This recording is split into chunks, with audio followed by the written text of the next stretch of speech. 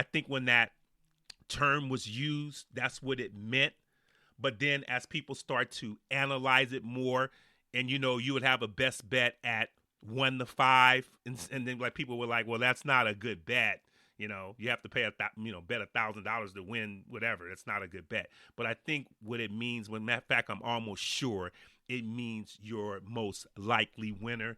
And in this case, of all the 12 races today, Toby's Heart is my most likely winner.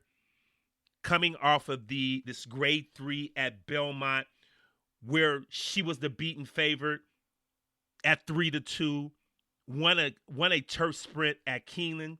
She's 3 for 5 on the turf, 1 for 1 at Churchill, broke her maiden in a sprint at this very track. Getting Javier today for trainer Brian Lynch. And I think stretching out to a mile, this is going to be a 2-turn. Did in a grade 3 at Gulfstream this winter, didn't fare too well. Don't think she liked the track. Might have been a little too hard. I'm not sure, but I do think coming back, I think she's gotten better since that particular affair. I don't expect to see her at Gulfstream anymore. I expect her to stay pretty much on the east, the northeast. And so I can think Toby's Heart, taking blinkers off today, checks all the boxes. My best bet or most likely winner of today. So I'm also going to use the one horse Invincible Gal, coming out that same grade 3 at Belmont with Toby's Heart. Now this filly finished second by a neck, actually finished ahead of Toby's Heart with 6-1 on that particular day. Had an outside post that day, gets derailed today. Not going to be a problem going 2 turns. Don't expect any type of shenanigans on the inside getting Jose Ortiz today.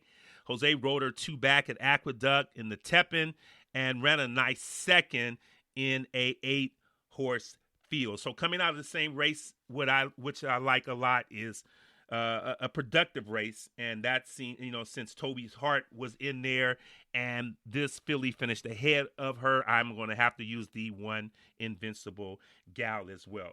And the other horse and the final horse I'm going to use in this leg is the 10 New Boss, this 3-year-old Street Boss filly. It's coming out of sprints, and the buyer numbers are very, very good. They're actually higher than any runner in this particular race.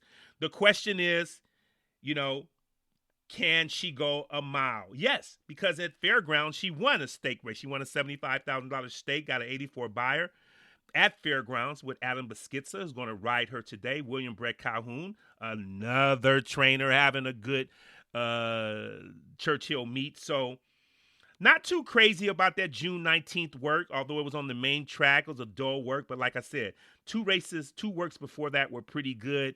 And a lot of trainers, when they get a good work from one of their runners, or they're pointing for a particular race, they kind of back off. Some trainers anyway, they back off on that race, that work before the race, because they don't want to, sap the well dry, so so I'm really not worried about that.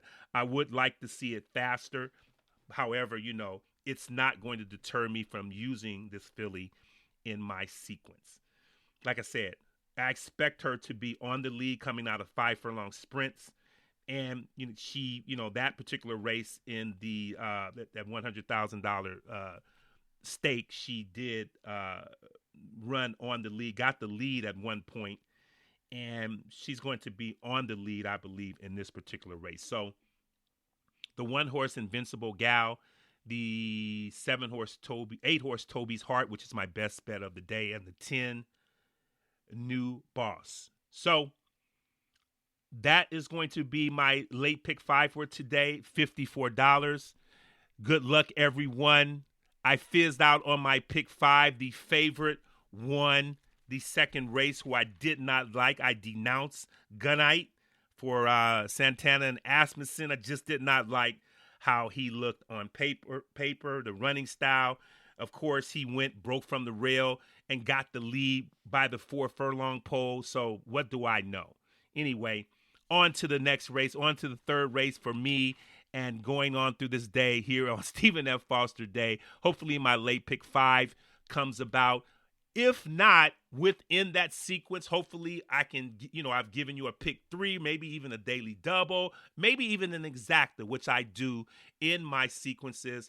I will take 3 runners or 2 runners that I choose in my pick 4 and pick 5 and play them in an exacta. So hopefully if you're rushing, you don't have time to handicap, you're stuck on the fence, maybe my handicapping prowess can lead you to something that you may be unsure about, and maybe I can give you a winner or two. Get back to me. Hopefully you can listen to another episode of Thoroughbred Ticket. Have a good Saturday of racing on Stephen F. Foster Day. Saratoga starts very, very soon along with Del Mar. So hopefully there will be more broadcasts in the summer coming. You take care. Thanks for listening to Thoroughbred Ticket, and you have a great day. Bye-bye.